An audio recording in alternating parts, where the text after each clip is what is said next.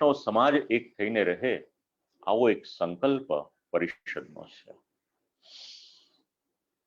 અને એના માટે પદાધિકારીઓ તો કાર્ય કરે જ કરે, પણ જે પણ વૈષ્ણવ સૃષ્ટિ છે, જે પુષ્ટિ સૃષ્ટિ છે, કોઈ પણ ઘરના સેવક હોય, અલ્ટિમેટલી તો બધા શ્રી મહાપ્રભુજીના જ સેવક છે, તો પરિષદ જો આવું કોઈ પણ કાર્ય કરતી હોય તો આપણી બધા જની ફરજ છે આપણે એમાં સહભાગી થઈએ.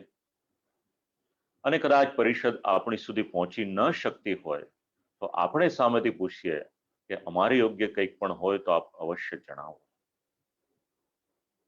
ક્યારેક એવું પણ થઈ શકે આપણી બહુ નાની સેવા, પણ એવું નથી કે આર્થિક સેવા હોય, પણ યજ્ઞમાં એકાદ આહુતિ આપણે પણ આપીએ થોડોક સમય કાઢીને, તો એ પણ ક્યારેક બહુ મોટું કાર્ય કરે છે.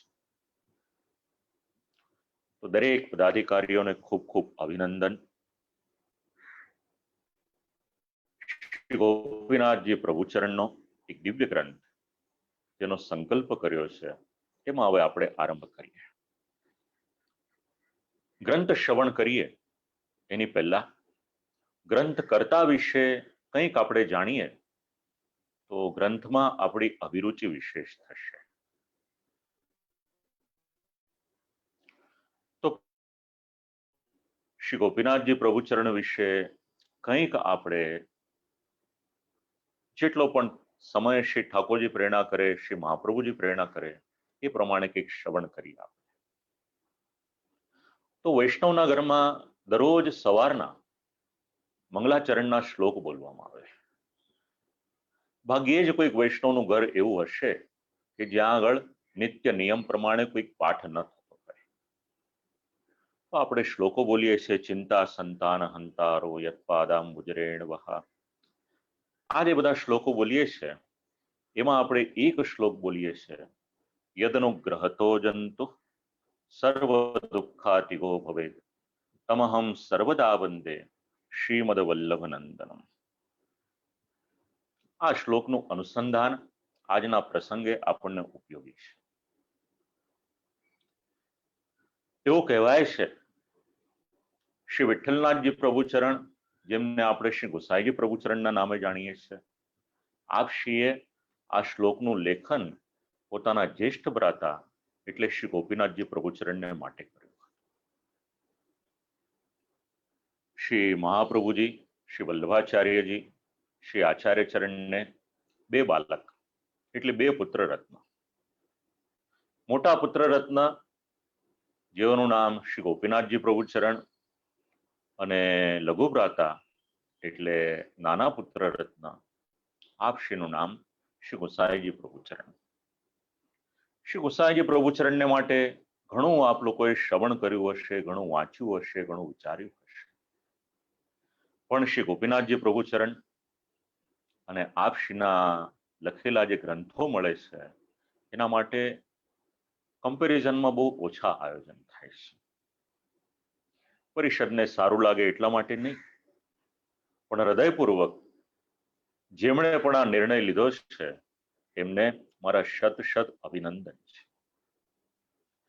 કારણ આપણા આચાર્યોએ લખેલા ગ્રંથો જો આપણે વાંચીશું નહીં, આપણે સાંભળીશું નહીં, તો આપણને સ્વમાર્ગની સમજણ આવશે ક્યાંથી? તો એકદમ મૂળથી આપણે આરંભ કરીએ. શ્રી મહાપ્રભુજીના બે લાલ, એમાંથી આપણે વિચાર કરવાનો છે. જ્યેષ્ઠ પુત્ર રત્ન, જ્યેષ્ઠ લાલ કે જ્યેષ્ઠ બાલક શ્રી ગોપીનાથ પ્રભુ. અને શ્રી ગોપીનાથજી પ્રભુચરણને માટે આ શ્લોક છે, યદનુગ્રહતો જંતુ સર્વ દુઃખાતિઓ. ભાગ્યે જ કોઈક જીવ એવો હશે કે જેના જીવનમાં કોઈ પણ પ્રકારનું દુઃખ ન હોય. એવો કોઈ જીવ નહીં હોય, અને કદાચ હશે તો એ અપવાદમાં હશે. કોઈ સિદ્ધ પુરુષ હોય જે બહુ ઊંચી કક્ષાએ પહોંચી ગયો હોય, કે જેનું મન ભગવાનમાં લાગી ગયું હોય, તો એના જીવનમાં કદાચ દુઃખ ન હોઈ શકે. પણ લેમેનને માટે વાત કરીએ, સામાન્ય માણસને વાત કરીએ, કોઈક ને કોઈક પ્રકારનું દુઃખ તો હશે જ. તો આ શ્લોક આપણને સમજાવે છે, યદ અનુગ્રહતો એટલે જેમના અનુગ્રહ માત્રથી જંતુનો અર્થ થાય છે જીવ, જેટલા જેટલા પ્રકારના દુઃખો છે એ બધા જ દુઃખો જેમનામાં દૂર કરવાનું સામર્થ્ય છે એવા તમહમ સર્વદા વંદે એવા શ્રી મહાપ્રભુજીના લાલ શ્રી ગોપીનાથજી પ્રભુ ચરણને શ્રી ગુસાઈજી પ્રભુ ચરણ પ્રણામ કરે છે. સાથે સાથે આપણે બધાએ પણ આજના સત્રના આરંભમાં મસ્તક નમાવીને પ્રણામ કરીએ. ભલે આપણે પોતાના ઘરમાં બેઠા છીએ, પણ શ્રવણને માટેનો ભાવ આપણે એવો જ રાખવાનો કે આપણે સાક્ષાત આ શ્રવણ કરી રહ્યા છીએ. નહીતર પછી બીજી બધી પ્રવૃત્તિ કરતા કરતા શ્રવણ કરીશું તો શ્રવણમાં આપણું પૂર્ણ રીતે પ્રવેશ નહીં થાય. વક્તા તો એનું બોલશે, શ્રોતા શ્રવણ પણ કરશે, પણ જે રીતે એ ફલીભૂત થવું જોઈએ એ ફલીભૂત થવામાં થોડોક ફેર પડી જશે. એક સમજણ એ પણ આપવામાં આવી છે કે ભલે શ્રી ગોપીનાથજી પ્રભુચરણને માટે આ શ્લોક લખ્યો હોય, પણ વૈષ્ણવ જ્યારે આ શ્લોકનું ગાન કરે ત્યારે કેવળ શ્રી ગોપીનાથજી પ્રભુચરણ જ નહીં, શ્રી ગોસાઈજી પ્રભુચરણનું પણ અનુસંધાન લેવાનું અને બંને ભાઈઓને, બંને ભ્રાતાઓને, શ્રી આચાર્ય ચરણના બંને પુત્રરત્નોને આપણે નતમસ્તક પ્રણામ કરવાના. બીજો એક શ્લોક છે, શ્રી પુરુષોત્તમજી વિરચિત છે. એ પણ શ્રી ગોપીનાથજી પ્રભુચરણનો આપણને પરિચય કરાવે છે. મંગલાચરણમાં એનું પણ ગાન થાય છે, પણ ઓછું થાય છે. શ્રી વલ્લભ પ્રતિનિધિમ તેજો રાશિમ દયાર્ણવમ ગુણાતીતમ ગુણનિધિમ શ્રી ગોપીનાથમાશ્રય. કોણ છે શ્રી ગોપીનાથજી પ્રભુચરણ? એટલે શબ્દ લખ્યા છે કે શ્રી મહાપ્રભુજીના પ્રતિનિધિ છે. આટલું વાક્ય યાદ રાખજો, આગળ સમજાવીશ એનો. કેવા છે એટલે કહ્યું તેજો રાશિ, તેજનો અખૂટ ભંડાર હોય એવું સ્વરૂપ શ્રી ગોપીનાથજી પ્રભુચરણનું છે.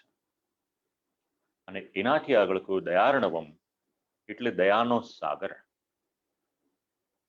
એક નાનું એવું ઝરણું નથી દયાનું, વિશાળ સાગર છે આ દયાનો, એવા શ્રી ગોપીનાથજી પ્રભુચરણ છે. ગુણાતીતમ ગુણનિધિમ,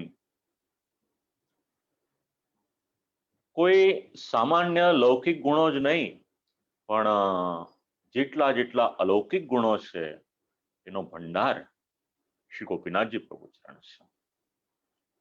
એવા શ્રી ગોપીનાથજી પ્રભુચરણને અહમ આશ્રય, હું આશ્રય કરું છું. આ મંગલાચરણના 2 શ્લોકનું અનુસંધાન લીધું આપણે. હવે આપણે આગળ વધીએ. શ્રી ગોપીનાથજી પ્રભુચરણનું જીવન ચરિત્ર જરા જાણી લઈએ, જેનાથી આપણે સાધન દીપિકા ગ્રંથ શું છે, એનું મહત્વ શું છે, તમારા અને મારા જીવનમાં આ ગ્રંથ ઉપયોગી કઈ રીતે છે, થોડોક કરતાનો આપણને ખ્યાલ હશે તો કૃતિ આપણા હૃદયને વધારે સંતોષ આપશે. 12 જેટલા પ્રસંગો છે, પણ બહુ સંક્ષિપ્તમાં આપણે વિચાર કરીશું, કારણ કે આપણો મુખ્ય મુદ્દો શ્રી ગોપીનાથજી પ્રભુચરણનું જીવન ચરિત્ર નથી, આપણો મુખ્ય મુદ્દો સાધન દીપિકા છે.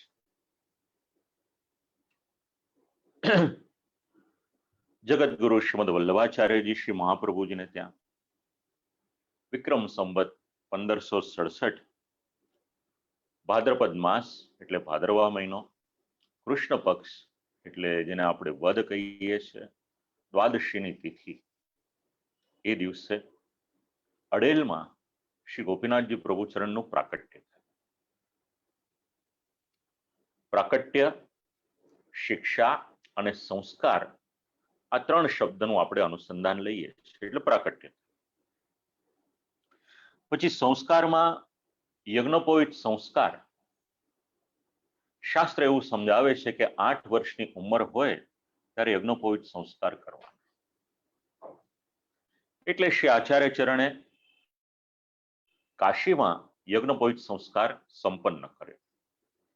સ્થળ યાદ રાખજો, કાશીમાં સંપન્ન કર્યો છે, કારણ કે વારંવાર આ નામ આવશે એટલે કાશીને માટે પછી આપણે આગળ વિચારીશું. પણ કાશીમાં કાશી કહીએ, વારાણસી કહીએ, બનારસ કહીએ, આ એના અલગ અલગ નામ છે. વૈદિક વિધિ પ્રમાણે શ્રી આચાર્ય ચરણે ગાયત્રી મંત્ર, ગોપાલ મંત્ર અને બ્રહ્મ સંબંધ મંત્રની દીક્ષા આપી. યજ્ઞોપવિત થયું એટલે અધ્યયનનો આરંભ થયો. એટલે પ્રાકટ્ય, સંસ્કાર અને શિક્ષા, આ 3 શબ્દ. હવે એનાથી આગળ આપણે વધીએ તો ગરુ વાર્તાનો એક પ્રસંગ છે. આપણે ત્યાં કેવળ 84 વૈષ્ણવ અને 252 વૈષ્ણવના જ વાર્તા પ્રસંગ નથી. નિજ વાર્તા અને ગરુ વાર્તા, આ પ્રસંગો પણ આપણે ત્યાં મળે છે. તો એમાં એક પ્રસંગ મળે છે. હવે જે વૈષ્ણવ પોતાને ત્યાં શ્રી ઠાકોરજીની સેવા કરે છે, જે આપણું સત્ર છે એ આપણને આવા ઘણા સિદ્ધાંતો સમજાવશે. તો પ્રાતઃકાલનો સમય હતો. શાસ્ત્ર એવું સમજાવે છે કે ઠાકોરજીને મંગળા કરાવવાના હોય તો બ્રહ્મ મુહૂર્તમાં મંગળા કરાવવાના. આજે પણ આપણે નાથ દ્વારા દર્શન કરવાને માટે જઈએ તો 5 વાગે તો આપણને દર્શન કરવાને માટે અંદર જવા દે, પણ એની પહેલા શ્રી ઠાકોરજીના મંગળા થયા હોય એ તો લગભગ 4, 4:15 કે મોડા મોડું 4:30 વાગે. આવું આપણે વિચારી શકાય એમ છે. તો શાસ્ત્રની આજ્ઞા અને શ્રીમદ ભાગવતનું પ્રમાણ આપે છે. હવે એક દિવસ શીતકાલનો દિવસ હતો. શ્રી આચાર્ય ચરણ વિરાજમાન હતા પ્રાતઃકાલના સમયે, અને શ્રી ગોપીનાથજી પ્રભુચરણ પધાર્યા એટલે શ્રી આચાર્ય ચરણે આજ્ઞા કરી કે જઈને શ્રી ઠાકોરજીને જગાડો, મંગળા કરાવો. શ્રી ગોપીનાથજી પ્રભુચરણ પધાર્યા અંદર, પણ જુએ છે તો શ્રી ઠાકોરજી ગાઢ નિદ્રામાં છે. પાછા પધાર્યા, વિનંતી કરી પિતૃચરણને કે આપશ્રીની આજ્ઞા છે કે મંગળા કરાવો, પણ શ્રી ઠાકોરજી તો ગાઢ નિદ્રામાં છે, કઈ રીતે જગાડો? એટલે શ્રી આચાર્ય ચરણે આજ્ઞા કરી કે બ્રહ્મ મુહૂર્તમાં શ્રી ઠાકોરજીને જગાડવા જોઈએ, કારણ સૂર્યોદય થઈ જાય તો પછી એ શાસ્ત્રનો સંમત મત નથી. પુનઃ પધાર્યા. શ્રી આચાર્ય ચરણે આજ્ઞા આપી કે કામ કરો, અંદર જતા પહેલા લાગે જરૂરી હોય તો 3 વખત તાળી વગાડો અને મનથી વિનંતી કરો, અને ત્યાર પછી ઠાકોરજીના મંગળા કરાવો. એટલે ત્યારથી આપણે ત્યાં પણ આ જ ક્રમ આવ્યો હશે કે શ્રી ઠાકોરજીને મંગળા કરાવતા પહેલા કંઠનાદ તો આપણે કરીએ, પણ સાથે સાથે 3 વખત તાળી આપણે પાડીએ. આ સિદ્ધાંતો આપણને જાણવા મળે છે. અને જ્યારે આવી આજ્ઞા થઈ એટલે પ્રસન્નતાથી શ્રી ઠાકોરજીના મંગળા કરાવ્યા. સાથે સાથે એક સિદ્ધાંત સમજવા જેવો છે. નાના બાળકને ઠાકોરજીની સેવાના ક્રમમાં કઈ ઉંમરથી આપણે જોડવા જોઈએ, તો શ્રી મહાપ્રભુજી અને શ્રી ગોપીનાથજી પ્રભુચરણનો પ્રસંગ આપણને સમજાવે છે. બાળકને સમજણ આવે, બ્રહ્મ સંબંધ દીક્ષા લે એટલે નાનપણથી જે પ્રમાણે શ્રી ગોપીનાથજી પ્રભુચરણને શ્રી આચાર્ય ચરણે સેવામાં જોડ્યા, એ જ પ્રમાણે આપણું પણ કર્તવ્ય છે કે નાના બાળકને જે એને સમજણ પડે એ સેવા ક્રમમાં આપણે બાલ્યાવસ્થાથી પ્રવેશ કરાવીએ. બીજો એક પ્રસંગ લગભગ વૈષ્ણવને ખબર હોય. એક વખત આપણે ત્યાંના પ્રસિદ્ધ વૈષ્ણવ દામોદરદાસ સંબરવાલા ઠાકોરજીની લીલામાં પધાર્યા. તેમના ધર્મપત્ની વીરબાઈ,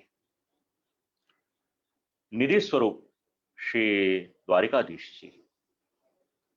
તો શ્રી દ્વારકાધીશજીને જે પણ સાજ હતો, સંપત્તિ હતી, આ બધું જ પધરાવી અને કનોજથી એક નાવ કરી અને શ્રી આચાર્ય ચરણ બિરાજમાન હતા અડેલમાં, ત્યાં પધરાવી લાવ્યા. સમાચાર મળ્યા શ્રી મહાપ્રભુજીને, અને સમાચાર જ્યારે શ્રી આચાર્ય ચરણને મળ્યા ત્યારે શ્રી ગોપીનાથજી પ્રભુચરણ બાજુમાં જ ઉભા હતા કે બિરાજમાન. અનાયાસે એક વાક્ય બોલ્યા કે લક્ષ્મીજીની સાથે નારાયણ પધારી રહ્યા છે. શ્રી આચાર્ય ચરણે તરત જ વિચાર કર્યો, શ્રી ગોપીનાથજીનું મન શું છે હું જાણી લઉં. એટલે પૂછ્યું કે શ્રી ઠાકોરજીનો વૈભવ જોઈને આપ રાજી થયા છો? એટલે શ્રી ગોપીનાથજી પ્રભુચરણે જવાબ આપ્યો, આપણે યાદ રાખવા જેવો છે. કહ્યું કે આપનો થઈ શ્રી ઠાકોરજીની વસ્તુમાં કે વૈભવમાં જો પોતાનું મન લગાવશે તો પછી એનો વિનાશ નિશ્ચિત છે, એનો નિર્મૂળ નાશ થશે. શ્રી આચાર્ય ચરણ સમજી ગયા અને કહ્યું કે આપણા માર્ગનો સિદ્ધાંત એવો જ છે. ઠાકોરજીના દ્રવ્યમાં જે પણ સેવક કે જીવ આસક્તિ રાખે એ ક્યારેય પણ અલૌકિક સુખ પ્રાપ્ત કરી શકતો નથી. આ સિદ્ધાંત યાદ રાખવાનો. ઠાકોરજીને માટેની જે પણ વ્યવસ્થા છે, ભૂલે ચૂકે પણ એમાંથી કંઈ પણ પોતાને માટે આપણે લેવું નહીં. અને આમ પણ શાસ્ત્ર આપણને સમજાવે છે, દેવદ્રવ્ય, બ્રાહ્મણનું દ્રવ્ય, ગાયનું દ્રવ્ય આ બહુ મોટો હાનિ કરતા છે, બહુ મોટો દોષ છે. અને આપણે તો એનાથી પણ આગળ વિચારી લેવું, કેવળ આ ત્રણનું જ નહીં, જેની પર આપણો અધિકાર ન હોય એવું કંઈ પણ આપણા ઘરમાં ન આવે એ વધારે સારું છે. બહુ નાની ઉંમરમાં મારા પિતાજી મને શીખવાડ્યું હતું, આપણા અધિકારનો ન હોય એવો એક ચોખાનો દાણો પણ આપણે આપણા ઘરમાં નહીં લાવવો. આ સિદ્ધાંતનું મૂળ આપણને અહીંયા મળે છે આ ગ્રંથમાં. 15 વર્ષની વય થઈ. હવે આગળનો બીજો એક પ્રસંગ લઈએ. આપણે ત્યાં શ્રીમદ ભાગવતજીની ખૂબ ગરિમા છે. આ વર્ષે અધિક મહિનો છે.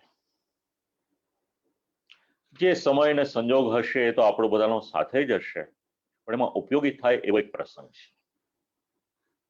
એક વખત શ્રી આચાર્ય ચરણ બિરાજમાન હતા અને શ્રીમદ ભાગવતજીનો મૂળ પાઠ કરી રહ્યા હતા. એ જ મનોરથ મનમાં થયો શ્રી ગોપીનાથજી પ્રભુચરણને. વિચાર કરો કે હું પણ શ્રીમદ ભાગવતજીનો પાઠ કરું. આ બીજો સિદ્ધાંત છે. આપણા બાળકો શીખે છે ક્યાંથી? મા બાપના આચરણમાંથી આપણા સંતાનો શીખે છે. જો બાળકોને સારા રસ્તે વાળવા હશે તો પહેલા તો મા બાપે એ પ્રમાણેનું આચરણ કરવું પડશે. શ્રી ગોપીનાથજી પ્રભુચરણે શ્રીમદ ભાગવતજીનો પાઠ કરવાની શરૂઆત કરી. ખૂબ અનુરાગ થયો શ્રીમદ ભાગવતમાં. હવે ક્રમ એવો થઈ ગયો કે જ્યાં સુધી શ્રીમદ ભાગવતજીનો સંપૂર્ણ પાઠ ન કરે ત્યાં સુધી પ્રસાદ ન લે એટલે ભોજન ન કરે. પરિણામ એવું આવ્યું, સેવાના ક્રમમાં વિલંબ થવા લાગ્યો અને એથી શ્રી મહાલક્ષ્મીજી અથવા તો પછી આપણે નામ બોલીએ છીએ શ્રી અક્કાજી શ્રી આચાર્ય ચરણને વિનંતી કરી કે આ બંને બાળકો શ્રીમદ ભાગવતજીનો પાઠ કરે છે, સેવાના ક્રમમાં વિલંબ થાય છે, વ્યવસ્થામાં થોડોક અવરોધ આવે છે, કંઈક માર્ગ કાઢ્યો. શ્રી આચાર્ય ચરણ ખૂબ રાજી થયા કે મારા બંને બાળકો ધર્મમાં આટલા બધા પ્રવૃત્ત છે, એનો મને આનંદ છે. પછી શ્રી આચાર્ય ચરણે શ્રીમદ ભાગવતજીમાંથી ઠાકોરજીની જે લીલા છે એ લીલા અનુસાર એક એક નામનું ગ્રથન કર્યું અને આપણને એક સુંદર લઘુ ગ્રંથ કહીએ તો લઘુ ગ્રંથ અને સ્તોત્ર કહીએ તો સ્તોત્ર, શ્રી પુરુષોત્તમ નામ સહસ્ત્ર સ્તોત્ર એ આપણને આપ્યું. શ્રી ગોપીનાથજી પ્રભુચરણને આજ્ઞા કરી કે આપ નિત્ય આનો પાઠ કરજો, સમય મળે ત્યારે શ્રીમદ ભાગવતજીનો પાઠ અવશ્ય કરો, પરંતુ પુરુષોત્તમ નામ સહસ્રનો પાઠ કરશો તો એનું ફલ પણ શ્રીમદ ભાગવતજીના પાઠ સમાન જ છે. અને બીજી એક રચના કરી જેને આપણે ત્રિવિધ લીલા નામાવલી નામથી જાણીએ છીએ. શ્રીમદ ભાગવતમાં દશમ સ્કંદ એ ભગવાનનું હૃદય છે. દશમ સ્કંદની દરેક લીલા શ્રી આચાર્ય ચરણે એની પરથી એક એક નામ આપ્યા.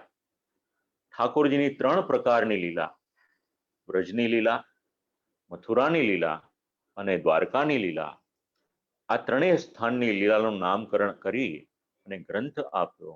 એનું નામ ત્રિવિધ લીલા નામાવલી. શ્રી ગોસાઈજી પ્રભુચરણને આજ્ઞા કરી આનો પાઠ કરો આપ, એટલે દશમ સ્કંદનો પાઠ છે એનું ફલ મળશે. ત્યાર પછી વય થયું એટલે કાશી પધાર્યા અને કાશીમાં પાયમ્મા ગારુજીની સાથે એટલે શ્રી પ્રિયાજીની સાથે આપશ્રીના વિવાહ થયા. શ્રી આચાર્ય ચરણે ત્યાંથી પુનઃ વ્રજમાં પધારી અને નવવધુને બ્રહ્મ સંબંધની દીક્ષા શ્રી ઠાકોરજીની સન્મુખમાં આપી. લગ્ન પછી શ્રી ગોપીનાથજી પ્રભુચરણ દ્વારકા પધાર્યા. હવે જે વૈષ્ણવો ગુજરાતથી આમાં પાર્ટિસિપેટ કરી રહ્યા છે અથવા તો જે વૈષ્ણવોએ બેઠકજીની યાત્રા કરી છે એનું અનુસંધાન આપણને એક પ્રસંગમાં મળે છે. શ્રી ગોપીનાથજી પ્રભુચરણ પધાર્યા હતા દ્વારકા યાત્રા કરવાને માટે, અને એ સમયે અસારવા અમદાવાદમાં એક ગૃહવાટિકામાં આપશ્રીએ મુકામ કર્યો હતો. રાત્રિના સમયે પોળ્યા હતા.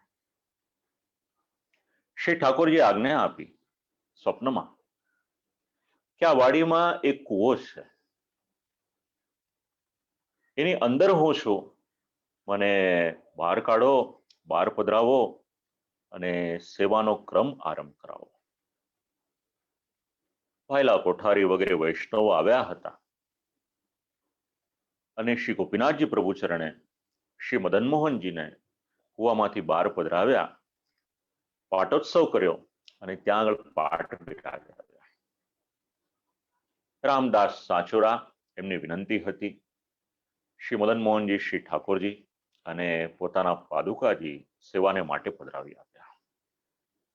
આમ ભગવદ આજ્ઞાનું પાલન પણ કર્યું અને શ્રી ઠાકોરજીનો પાટોત્સવ કરી ત્યાં પધરાવવાનું આ સત્કર્મ પણ કર્યું.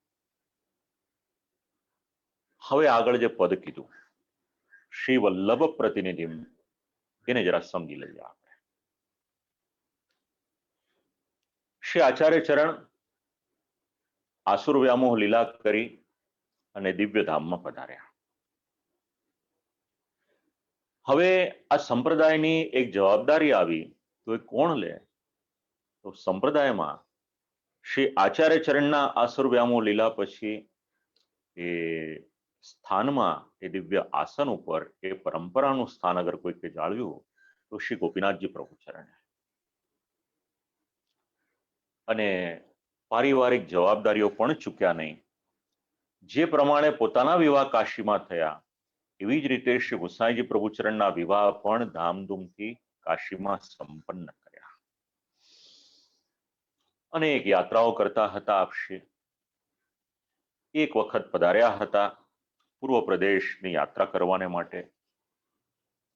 આપણે માની ન શકીએ, આજથી 500 વર્ષ પહેલા યાત્રા દરમિયાન 1 લાખ રૂપિયાની ભેટ આવી. ધારત તો પોતાની પાસે રાખી લે, કોઈ પૂછનાર હતું નહીં, પણ એવું ન કર્યું. વિચાર કર્યો કે વૈષ્ણવે મને જે આપ્યું એ હું રાખું, એની કરતા એનો વિનિયોગ ભગવત સેવામાં થાય તો વધારે સારું. તો શ્રી ગોવર્ધનનાથજી શ્રીનાથજી બાવાને માટે સુવર્ણના ચાંદીના પાત્ર વગેરે સિદ્ધ કરાવ્યું આજ દિવસ સુધી એ પાત્રનો વિનિયોગ શ્રી ઠાકોરજીની સેવામાં થાય છે. ઘરમાં આવેલા દ્રવ્યનો વિનિયોગ કઈ રીતે કરવાનો આ પ્રસંગ આપણને સમજાવે છે. ત્યાર પછી ભક્તિના પ્રચારનું કાર્ય કર્યું. કાશીમાં આપશ્રીના 2 ઘર, એક હનુમાન ઘાટ ઉપર અને બીજું પંચાંગ ઘાટ ઉપર ભક્તિના પ્રચારની શરૂઆત કરી.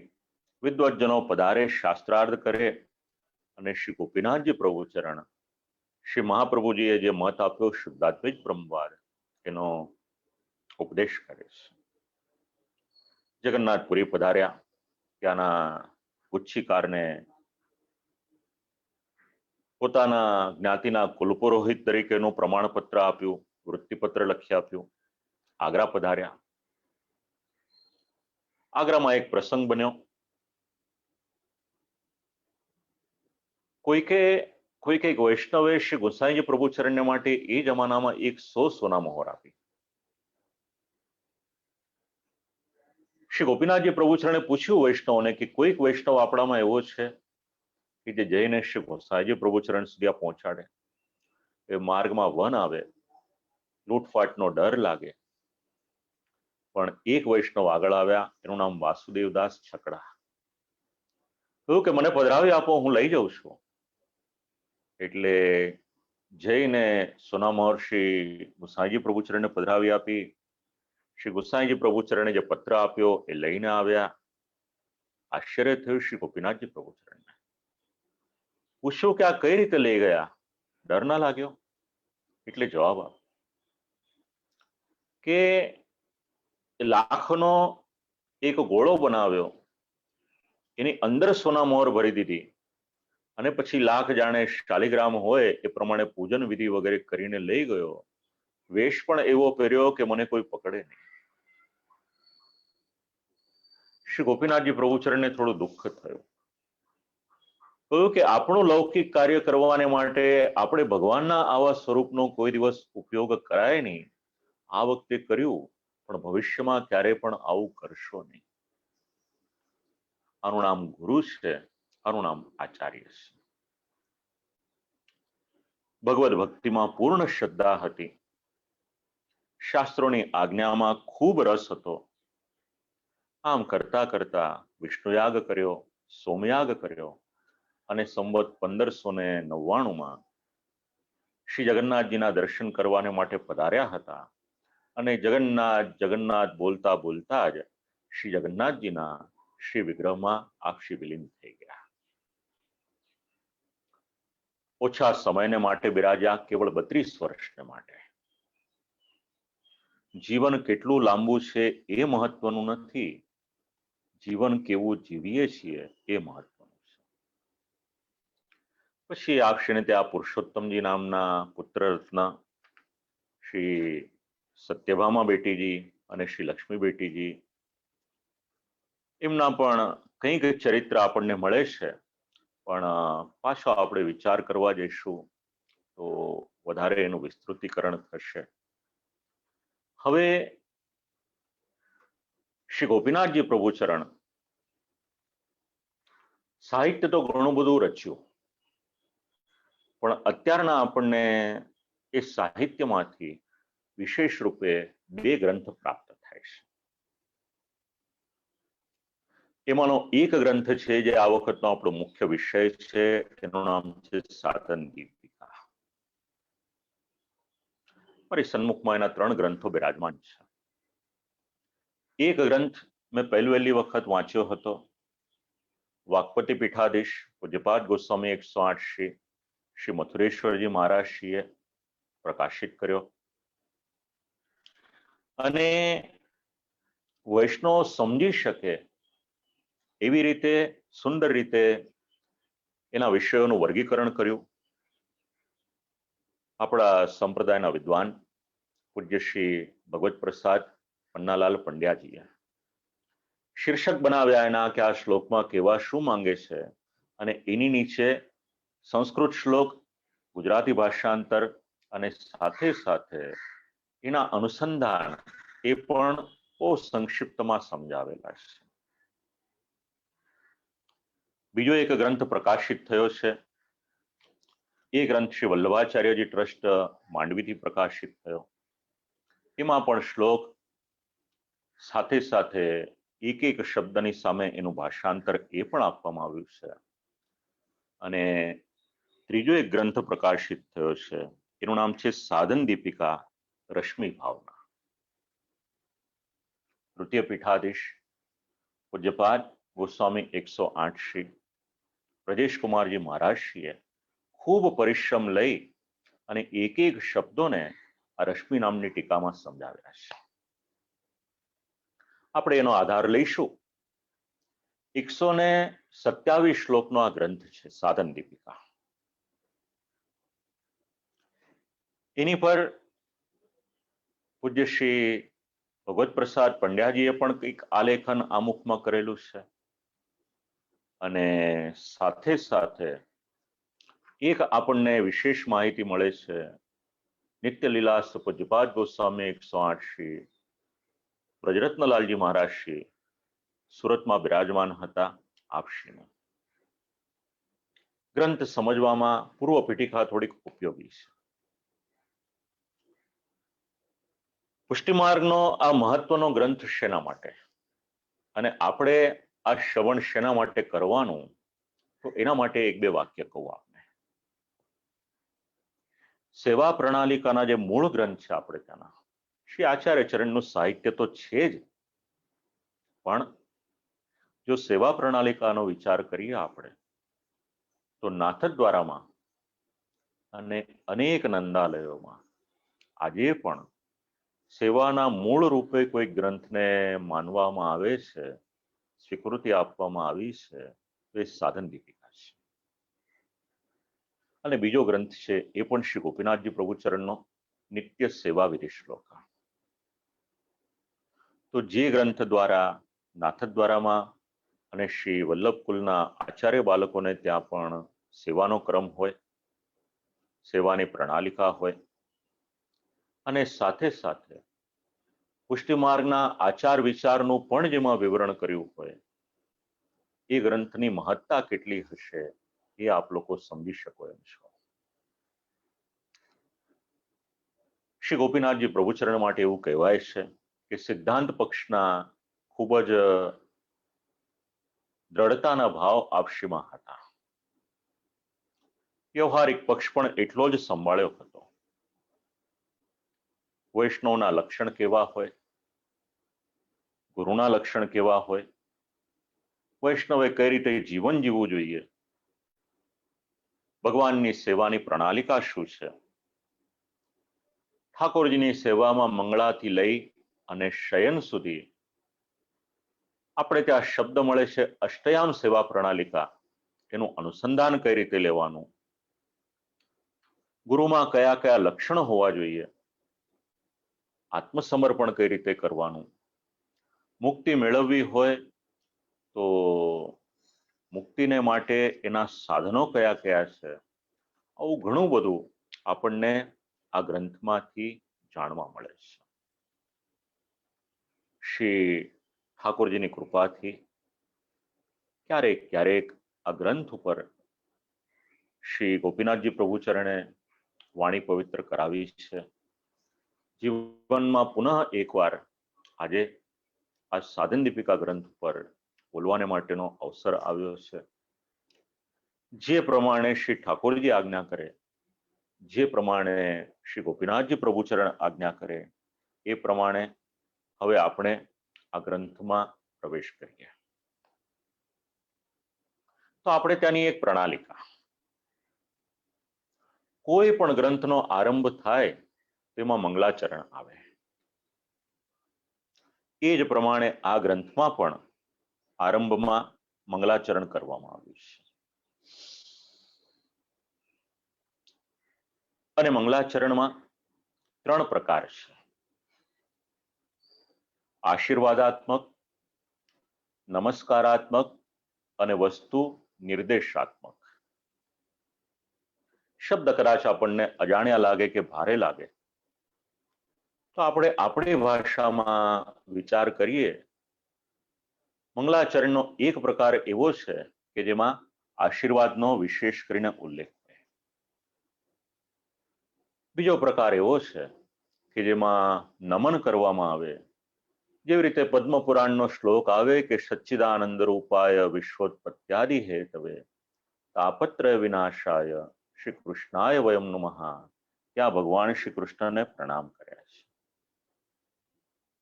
અને ત્રીજો પ્રકાર છે, એ ગ્રંથનું કન્ટેન્ટ શું છે, વિષય શું છે, એનો નિર્દેશ કરવામાં આવે, આ પ્રમાણે મંગલાચરણ કરવામાં આવે છે. તો પ્રશ્ન એ થાય કે મંગલાચરણ શેને માટે કરવાનું? તો શાસ્ત્ર એવું સમજાવે છે, સમાપ્તિ કામો મંગલમ આચરે, એટલે આપણું કાર્ય સારી રીતે સુચારુ રીતે સંપન્ન થાય એના માટે આપણે મંગલાચરણ કરીએ છીએ. બે શબ્દ ભેગા થયા છે, મંગલ અને આચરણ. તો શ્રી ગોપીનાથજી પ્રભુચરણ આપ્તજનો, સ્વકીયજનો કે જેઓ ભક્તિ માર્ગીય સેવા પ્રણાલિકા, સદાચાર આ બધું જાણી શકે એના માટે ગ્રંથનો આરંભ જ્યારે કરે છે ત્યારે મંગલાચરણથી આરંભ કરે છે. તાન શ્રિતાત પદ્મ રેણવ કામધેનવાહ નાકસ્ય તર્વોન્યેષામ સ્યુકલ્પ તર્વો યથા. એમાં શ્રી આચાર્ય ચરણના શ્રીચરણની રજને પ્રણામ કર્યા છે. જેવી રીતે શ્રી ઠાકોરજીના શ્રીચરણની રજનું ખૂબ મહાત્મ્ય છે. આપ લોકો અવારનવાર અથવા તો જ્યારે પણ અવસર આવે ત્યારે વ્રજમાં પધારતા હશો. વ્રજમાં જ્યારે આપણે યાત્રા કરવાને માટે જઈએ ત્યારે રમણ રેતીનું સ્થાન આવે, ત્યાં આગળ ગમે એટલો મોટો વ્યક્તિ હોય પણ એને મનમાં એકવાર એવું થાય કે રમણ રેતીમાં હું આળોટી લઉં. શેને માટે? કારણ એ ભૂમિમાં શ્રી ઠાકોરજી પધાર્યા અને શ્રી ઠાકોરજીએ ત્યાં આગળ લીલા કરી. એટલે જે સ્થાનમાં શ્રી ઠાકોરજીના શ્રીચરણ છે એ સ્થાનમાં આપણે જઈ આપણી કાયાને પવિત્ર કરવાને માટે પ્રયત્ન કરીએ છીએ. વ્રજની રેણુનું ખૂબ મહત્વ છે. આપણે ત્યાં તો ક્યાંક સેવાના ક્રમમાં પણ એને પધરાવી આપી હોય એવું પણ જાણવા મળે છે. તો જેવી રીતે શ્રી ઠાકોરજીના શ્રીચરણનું રેણુ છે, શ્રીચરણની રેણુનું મહત્વ છે, એવી જ રીતે શ્રી આચાર્ય ચરણના શ્રીચરણની રેણુનું પણ એટલું જ મહત્વ છે. એ કેવી છે? તો કયું કામધેનુ સમાન છે. આપણે ત્યાં તો પરંપરા એવી હતી કે કોઈક બહુ પ્રકાંડ જ્ઞાતા હોય, કોઈ આચાર્ય હોય, કોઈ વિદ્વાન હોય, તો નજરે જોયેલું છે જે માર્ગ ઉપરથી તેઓ પધારે, કોઈક વૈષ્ણવ એવા પણ જોયા કે ત્યાંની રજને લઈ અને પોતાના માથે પધરાવે. આ ભાવ ક્યાંથી આવ્યો? તો આ ભાવ આપણને આ બધા શ્લોકો સમજાવે છે. ઠાકોરજીના શ્રીચરણની રેણુ, એવી જ રીતે શ્રી આચાર્ય ચરણના શ્રીચરણની રેણુ. તો શ્રી ગોપીનાથજી પ્રભુચરણ વિનંતી કરે કે અમારા માટે તો શ્રી મહાપ્રભુજીના શ્રીચરણની રેણુ એ તો કામધેનુ સમાન છે. અને કામધેનુ એટલે શું? કામધેનુના 4 આવ કાલિકા પુરાણમાં એનું અનુસંધાન આપ્યું છે. ધર્મ, અર્થ, કામ અને મોક્ષ, આ 4નું પ્રતિનિધિત્વ કરતા આ 4 આવ છે. હવે બે રીતે વિચાર કરી શકાય. એક ચરણકમળની રેણુ છે એ કલ્પવૃક્ષ સમાન છે, અને બીજું છે એ કામધેનુ સમાન છે. કલ્પવૃક્ષનો પણ સ્વભાવ છે, એમની પાસે જઈશું એટલે જે માંગશું એ આપશે. પણ કામધેનુ એની વિશેષતા છે, કંઈ પણ ન માંગીએ તો વગર માંગે પણ ઘણું બધું આપવાનો સ્વભાવ આ કામધેનુનો છે. એટલે ન માંગીએ તે છતાં પણ કલ્પતરુના કરતા પણ આગળ વધીને કામધેનુ એ આપવાનું કાર્ય કરે છે. હવે સંસ્કૃતના ઘણા બધા સિદ્ધાંતો છે, એમાં હું આપ લોકોને ગૂંચવાડામાં નહીં નાખું, અટવાઈ જવાશે. પણ ગ્રંથના પ્રારંભની પ્રક્રિયામાં એક શબ્દ આવે છે અનુબંધ ચતુષ્ટય. વિષય, પ્રયોજન, અધિકારી અને સંબંધ, આ 4 શબ્દ એમાં સમજાવવામાં આવે છે. પણ શાસ્ત્રની એ બધી ચર્ચામાં જઈશું આપણે તો પછી દરેક વ્યક્તિને એ સમજવામાં ખૂબ જ મુશ્કેલી થાય. એટલે ક્યારેક આવું આવશે તો એકાદ વાક્યમાં એનો ઉલ્લેખ કરી દઈશ, બાકી બધા સમજી શકે એ ભાષા આપણે રાખીશું તો બધાને ઉપયોગી થશે. તો અનુબંધ ચતુષ્ટય સમજાવ્યું, એની પછી ફલની ચર્ચા કરી.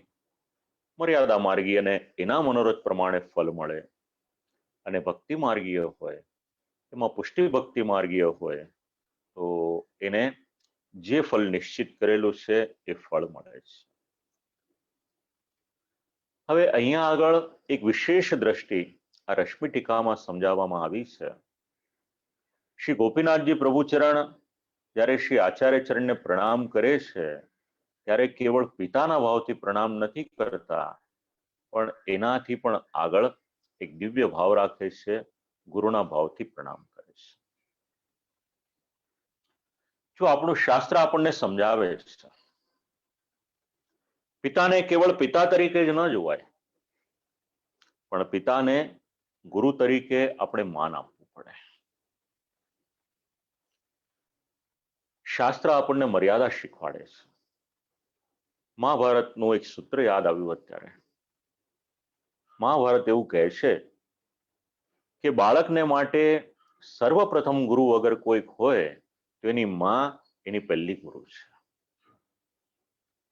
એ બાળક સ્કૂલમાં જશે, નર્સરીમાં જશે કે પ્લે ગ્રુપમાં જશે, ત્યાં જઈને જે શીખશે એ તો પછી શીખશે, પરંતુ સર્વપ્રથમ એને કોઈક શીખવાડનાર છે એની માં છે. અને મહાભારત એવું કહે છે, નાસ્તિ માતૃસમો ગુરુહુ, માં સમાન કોઈ એવું યોગ્ય ગુરુ નથી. એની ચર્ચામાં આપણે નથી પડતા. આપણે તો સંબંધ લેવાનો છે પિતા અને ગુરુ શબ્દની સાથે. શાસ્ત્ર એવી આજ્ઞા કરે છે કે આપણા ઘરમાં આપણા મા બાપ એ જ આપણા માટે તીર્થ સમાન. તો પિતા એટલે કેવળ જન્મ આપનાર પિતા એટલો જ અર્થઘટન નથી, પણ જે આપણા ઉપાધ્યાય છે, જે આપણા કુલગુરુ છે, એ પિતા સમાન છે. વાલ્મીકી રામાયણ વાંચો એટલે એનું પ્રમાણ મળી જશે. બીજા આપણને જે જન્મ આપે છે એ આપણા ગુરુ સમાન છે. બ્રાહ્મણે જ્યારે ગાયત્રી મંત્રની દીક્ષા લેવાની હોય ત્યારે એને પિતા એના કાનમાં ગાયત્રી મંત્રનો ઉપદેશ આપે છે. આ ગુરુનું કાર્ય કરે છે. એનાથી આગળ કહ્યું કે ઘરમાં મોટા ભાઈ હોય તો મોટો ભાઈ એ પિતાના સ્થાને છે એટલું આદર એને આપવાનો. જે આદર લક્ષ્મણજીએ શ્રી રામચંદ્રજીને આપ્યો, અથવા તો જે આદર ભગવાન શ્રી કૃષ્ણએ શ્રી બલભદ્રજીને આપ્યો, એ પાસાનો આપણે બહુ વિચાર નથી કર્યો, પણ ભાગવત આપણે વાંચીએ તો ભગવાન શ્રી કૃષ્ણએ શ્રી બલભદ્રજીની કોઈ વાત ન માની હોય એવું ન થાય. પૂર્ણ આદર આપ્યો છે. ક્યારેક પોતાને યોગ્ય લાગ્યું તો ટેકનિકલી એ કાર્ય સિદ્ધ કરાવ્યું છે એ પણ થાય. એનાથી આગળ કહ્યું રાજા હોય એ રાજા પણ પિતા સમાન છે. આપણી માના ભાઈ એટલે મામા એ પણ પિતા સમાન છે. આપણી પત્નીના પિતા એટલે આપણા સસરા હોય એ પણ પિતા સમાન છે, કોઈ આપણું રક્ષણ કરે એ પિતા સમાન છે. પિતામહ એમને પણ એ કક્ષામાં મૂક્યા છે. આપણા કાકા હોય એ પણ પિતા સમાન છે, અને એનું પ્રમાણ શ્રીમદ ભાગવતના પ્રથમ સ્કંદના 13મા અધ્યાયમાં છે. આવી રીતે આ બધા જ ને પિતાની સાથે સાથે ગુરુનો એક દરજ્જો આપણું ધર્મશાસ્ત્ર આપે છે. એટલે અહીંયા આગળ જે પગે લાગી રહ્યા છે, શ્રી ચરણ કમલની રેણુનો ઈચ્છા કરી રહ્યા છે, કેવળ પિતા તરીકે નહીં પરંતુ ગુરુ તરીકે એમને આદર આપી રહ્યા છે. ગુરુ શબ્દને માટે આગળ આપણે ઘણું વિચારવાનું છે, માટે એમાં આપણે બહુ વિસ્તાર નથી કરતા. હવે ભક્તિ માર્ગીય આચાર એનું નિરૂપણ આ ગ્રંથમાં આપ્યું છે. શ્રી આચાર્ય ચરણના નામની સાથે આપણે વિચાર કરવો હોય તો ભક્ત્યાચારોપદેષ્ટા એ નામનું અનુસંધાન લઈ શકીએ.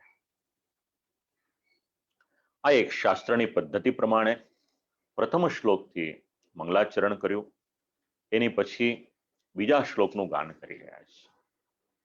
શ્રુતિ સ્મૃતિ શિરોરત્ન નીરાજિત પદાંબુજમ યશોદોત્સંગ લલિતમ વંદે શ્રીનંદનંદનમ.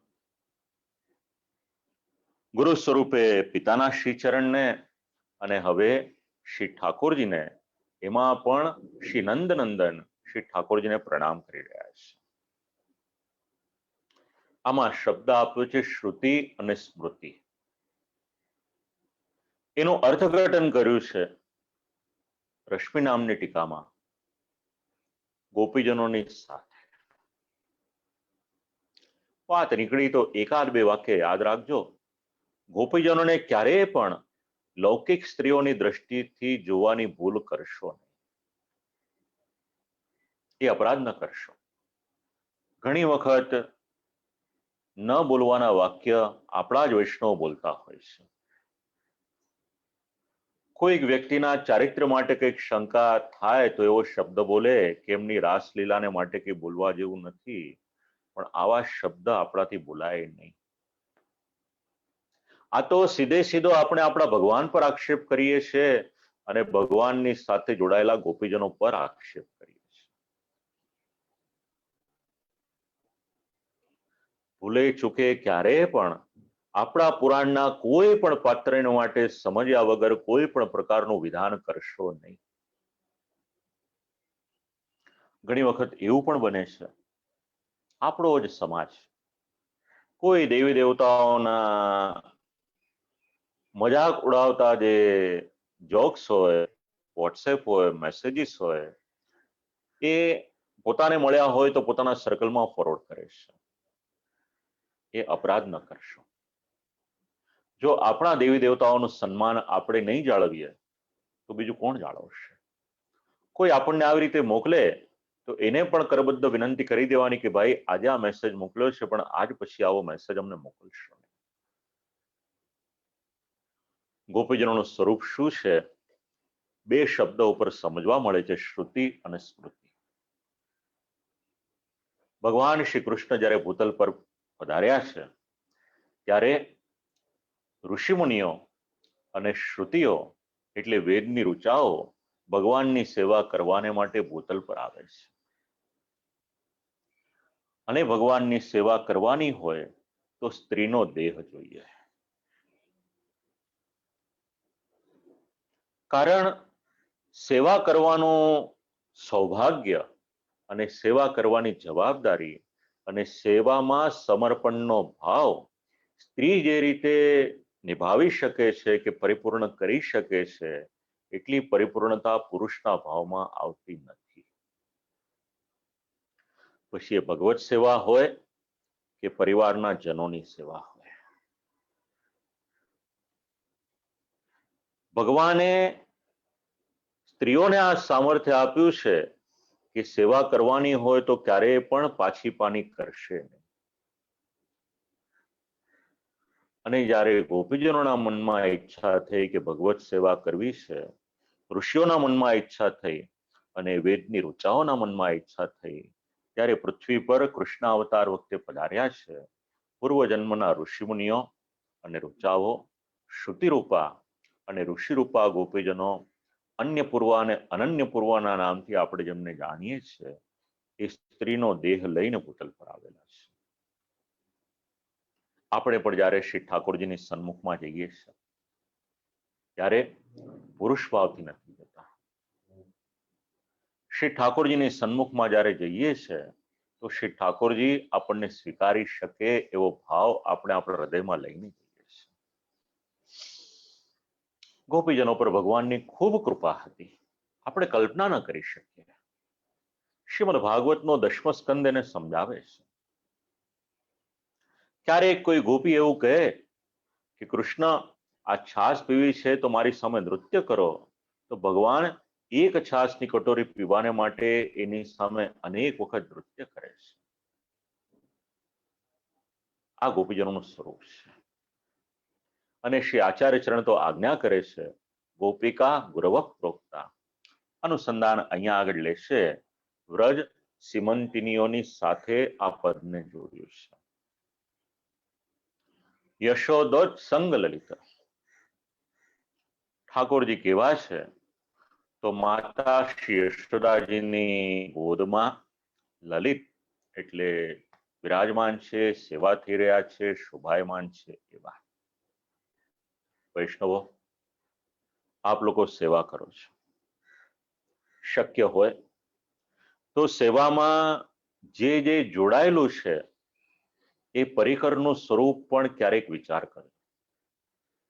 જે સિંહાસન પર આપણે શ્રી ઠાકોરજીને બિરાજમાન કરીએ છીએ એ સિંહાસનનો ભાવ શું છે એ પણ જાણવાને માટે ક્યારેક પ્રયત્ન અવશ્ય કરજો. પ્રાતઃકાલમાં આપણે મંગળા કરાવીએ, જ્યારે આપણે મંદિરના દ્વાર ખોલીએ છીએ ત્યારે એની પાછળનો શું ભાવ છે એ પણ વિચાર કરજો. અહીંયા યશોદોત સંગ લલિત એટલે અંતર્ગૃહગતા ગોપીજનો એનું અનુસંધાન છે. કારણ કામિની ભાવ જેમને હતો એ તો ભગવાનને ક્યારેય પ્રાપ્ત કરી લીધા હતા. અહીંયા આગળ તો બાલ ભાવ એની મુખ્યતા છે. અને જે બીજો પદનો પ્રયોગ કર્યો છે નંદનંદન, શબ્દ તો આપણે ઘણી વખત બોલીએ છીએ, પણ નંદનંદન શબ્દનો અર્થ કિશોર ભાવ એ પ્રમાણે પણ સમજાવ્યો છે.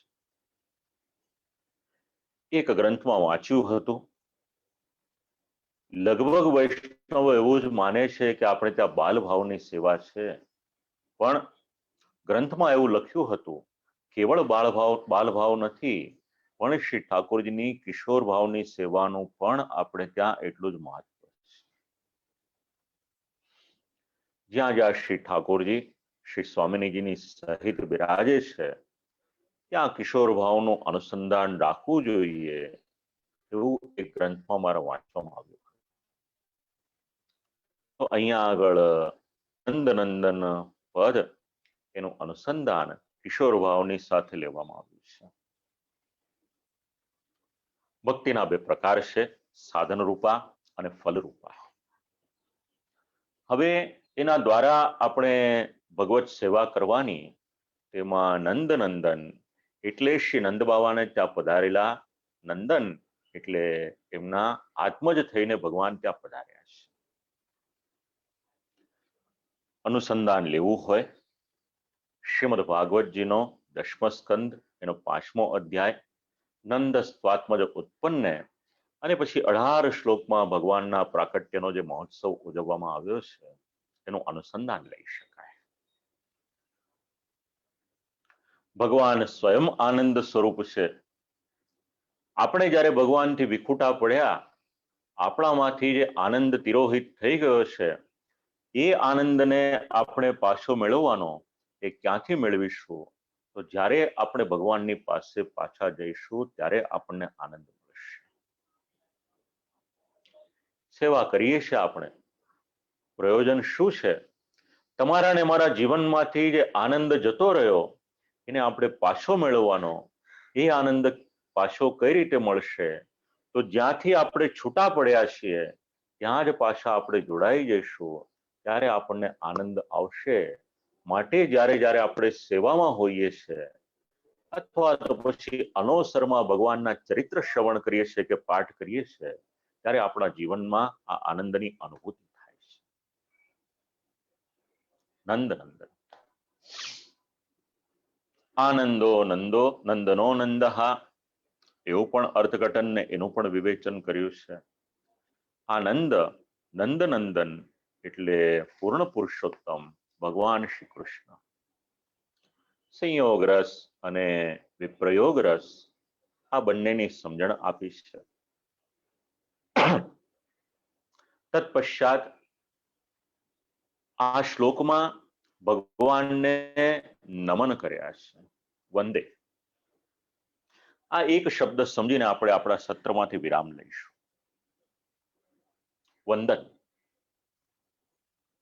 શ્રી ગોસાઈજી પ્રભુચરણ આ શબ્દ સમજાવે છે, શ્રીમદ ભાગવત સમજાવે છે, અને આપણી પ્રેક્ટિકલ લાઈફમાં પણ આ શબ્દ જરૂરી છે. આપણે ત્યાંની પરંપરા છે. શ્રી ઠાકોરજીની સન્મુખમાં જ્યારે આપણે જઈએ ત્યારે આપણે દંડવત પ્રણામ કરીએ છીએ. કોઈ આચાર્યની પાસે આપણે જ્યારે જઈએ છીએ ત્યારે ત્યાં આગળ આપણે દંડવત પ્રણામ કરીએ છીએ. કોઈક વિદ્વાનની પાસે જઈએ છીએ આપણે પ્રણામ કરીએ છીએ.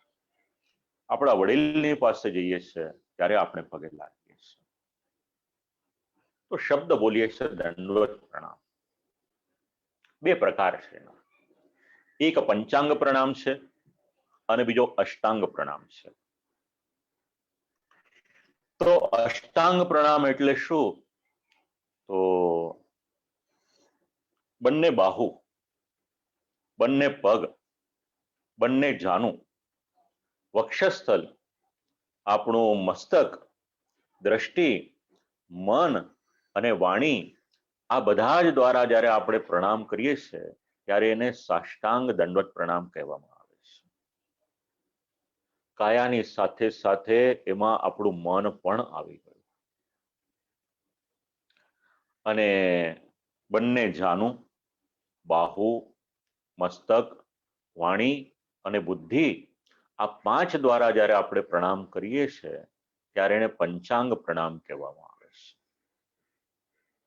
પુરુષને માટે અષ્ટાંગ દંડવત પ્રણામ અને સ્ત્રીને માટે પંચાંગ પ્રણામ, એનો આપણે ત્યાં એક વિવેક જાળવવામાં આવ્યો છે.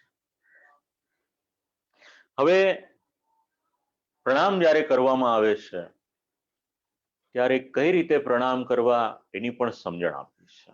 ગમે ત્યાંથી પ્રણામ ના કરાય. હવે દર્શન કરવાને માટે જાઓ, ભલે આપણા ઘરે બિરાજતા શ્રી ઠાકોરજીના દર્શન કરો કે નંદાલયમાં એટલે મંદિરમાં જાઓ. તો આપણે એવું વિચારીએ છીએ કે અનોસર થઈ ગયા એટલે શ્રી ઠાકોરજી એકલા જ છે, પણ શ્રી ઠાકોરજી ક્યારેય પણ એકલા હોતા નથી. શાસ્ત્ર એવી સમજણ આપે છે કે ક્યારેય પણ શ્રી ઠાકોરજીની એકદમ સન્મુખથી દંડવત કરવાની. આપણી જમણી તરફથી એટલે શ્રી ઠાકોરજીની ડાબી તરફનો ભાગ હોય ત્યાંથી પણ દંડવત પ્રણામ ન કરવા. આપણે દંડવત પ્રણામ કરવા હોય તો આપણો ડાબો હાથ હોય એ તરફથી એટલે શ્રી ઠાકોરજીનો દક્ષિણ એટલે જમણો શ્રી હસ્ત હોય ત્યાંથી દંડવત પ્રણામ કરવાના. શ્રી ઠાકોરજીને દંડવત પ્રણામ કરવાના હોય, અત્યંત નિકટથી પણ દંડવત પ્રણામ ન કરાય. એક સમજણ એવી પણ છે, ગર્ભ મંદિરમાં એટલે એકદમ અંદરથી પણ દંડવત પ્રણામ ન કરાય. આ બધાનું કારણ શું છે? તો ઠાકોરજીની સન્મુખમાં કાયમને માટે વ્રજભક્તો બિરાજમાન છે. જો આપણે સામેથી દંડવત પ્રણામ કરીએ તો આપણા પગ વ્રજભક્તો તરફ થાય, માટે સામેથી દંડવત પ્રણામ કરવાને માટેની આપણને અનુમતિ નથી.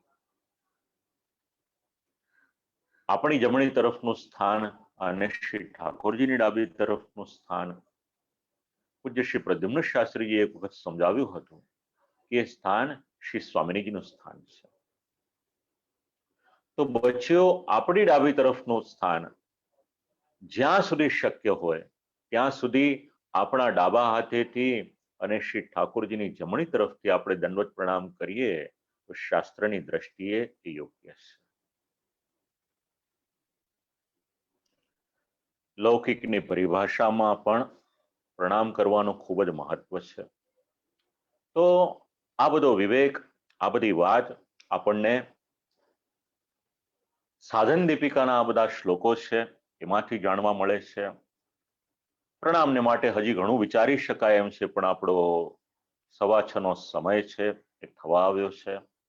માટે આજે મંગલાચરણના 2 શ્લોકો છે એ બંને શ્લોકોને શ્રી ઠાકોરજીના શ્રીચરણમાં વિનંતી કરીએ કે પ્રભુ, શ્રી ગોપીનાથજી પ્રભુચરણના યશોગાન કરવાનો આ એક સંકલ્પ કર્યો છે. અમારી પર એટલો અનુગ્રહ કરજો કે અમારો સંકલ્પ આપ શ્રીની કૃપાથી સારી રીતે પરિપૂર્ણ થાય, એટલી વિનંતી આપણે શ્રી ઠાકોરજીના યુગલ શ્રી ચરણોમાં કરી અને આજનું જે વક્તવ્ય છે પ્રભુના શ્રી ચરણોમાં સમર્પિત કરું અને આ વાણીને વિરામ આપું.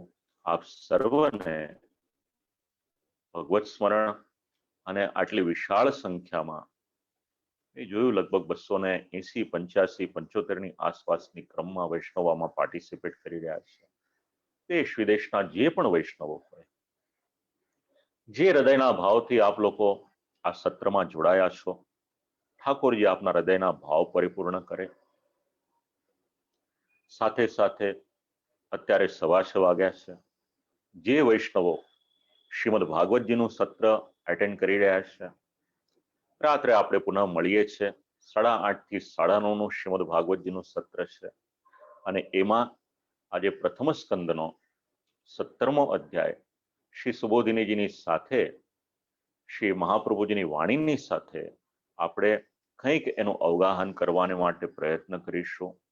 પુનઃ એક વખત આપ સર્વને ભગવત સ્મરણ કરી અને મારી વાણીને શ્રી ઠાકોરજીના યુગલ શ્રી ચરણોમાં સમર્પિત કરું છું. અસ્તુ.